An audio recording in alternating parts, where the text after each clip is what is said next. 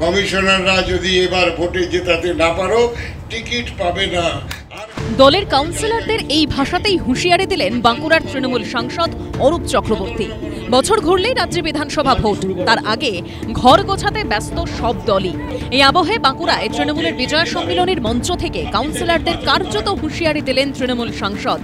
পরিষ্কার ভাষায় জেনে রাখুন, যে কমিশনার এই নির্বাচনে জয়লাভ করতে পারবেন না তিনি তৃণমূল কংগ্রেসের টিকিট পাবেন না যদি তিনি পরাজিত হন। আজকে ঠিক করুন, তৃণমূল কংগ্রেসটা করবেন, ভোটটা করবেন, তাহলে থাকুন।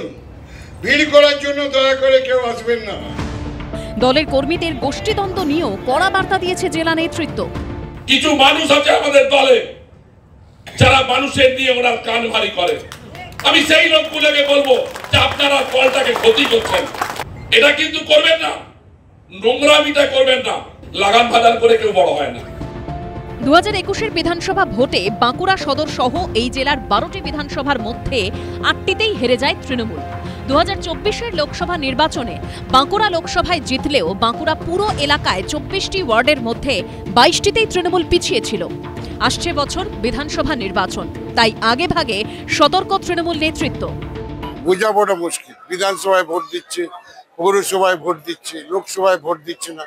ভোটটা কিভাবে ক্যালকুলেটিভ ভেঙে যাচ্ছে, কোথায় জয়শ্রীরাম হয়ে যাচ্ছে নাকি, ওটা দেখার জন্যই বুথ স্তর থেকে সেট আপটা দরকার। কে কি বললো না বললো, কারা কাকে নিদান দিচ্ছে না দিচ্ছে, এ তোলাবাই দুর্নীতিবাজে পরিণত হয়ে গেছে। দর্শকদের শ্রী উপাধি দেওয়া হয়ে গেছে। ভারী মাথা ভারী মন ভারী, এদের কোনো কিছু ভারী বলে কোনো কিছু নেই। সম্পূর্ণটাই কঙ্কালসার চেহারা এরা মানুষের সামনে এসে গেছে। অতএব এ নিয়ে আমরা কোনো ভাবিত নই। সব মিলিয়ে বিধানসভা ভোটের অনেক আগে থেকেই রাজনীতির হাওয়া সরগরম।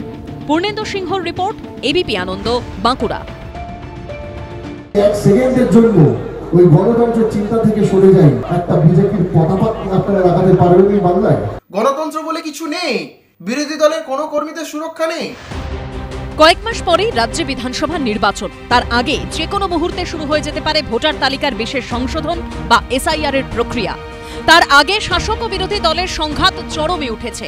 এই অবস্থায় বিজেপির উদ্দেশ্যে কার্যত হুমকি দিয়ে নতুন বিতর্ক বাঁধালেন যুব তৃণমূলের রাজ্য সহসভাপতি ও চণ্ডীপুরের বিধায়ক সোহম চক্রবর্তী।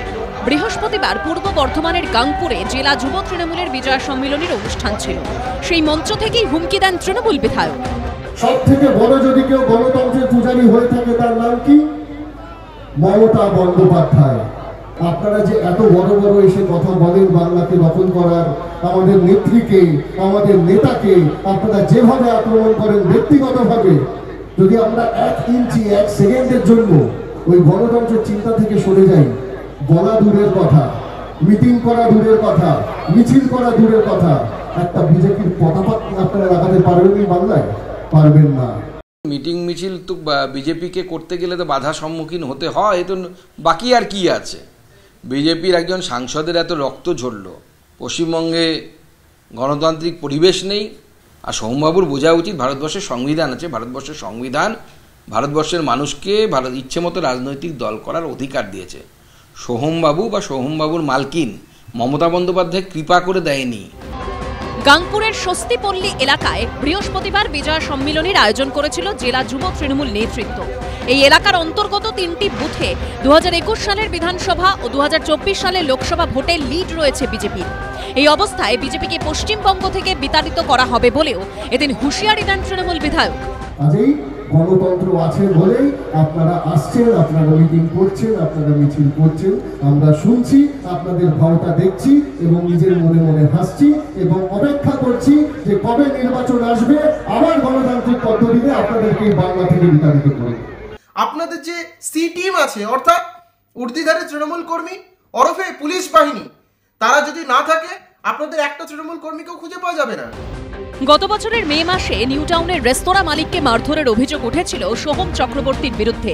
সেই ঘটনায় তাঁকে নিয়ে চরম বিতর্ক হয়। শেষ পর্যন্ত ক্ষমা চাইতে হয় তৃণমূল বিধায়ককে। এবার বিজেপিকে হুমকি দিয়ে ফের বিতর্কে জড়ালেন তিনি। কমল কৃষ্ণ দে ও বিজেন্দ্র সিংহর রিপোর্ট, এবিপি আনন্দ, পূর্ব বর্ধমান।